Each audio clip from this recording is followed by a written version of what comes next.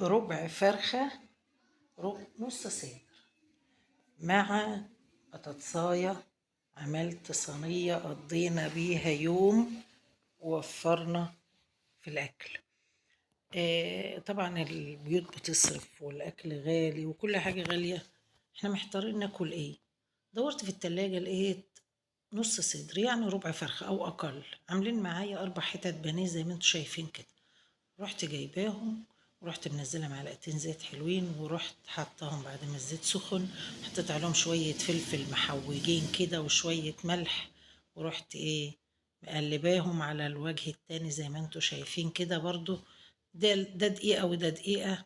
ورحت جايه مطلعاهم، ومكان ما انا اديتهم التشويحه بتاعتهم او الصدمه بتاعتهم، نزلت شويه بصل، شويه فلفل حار احمر واخضر كده او اصفر، ورحت جايه عطيالهم تشويحه خفيفه،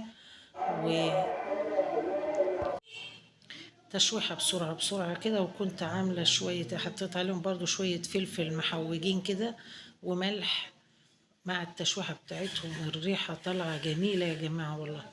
طبعا الفلفل الاسمر متحوج بحاجات انا جايباها من عند العطار بقول لكم عليه.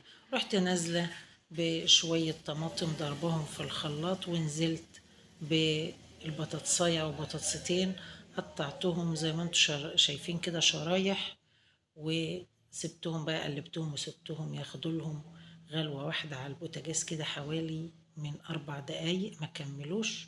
ورحت نازلة عليهم بالبانيه، قطع البانيه اللي انا مشوحاه. صدقوني يا جماعة تشويح البانيه فرق كتير قوي قوي في الطعم. والبانيه لما بيتشوح بالتوابل الطعم فضل فيه، طبعا مع شوية رز مفلفلين زي ما انتم شايفين كده حبة وحبة.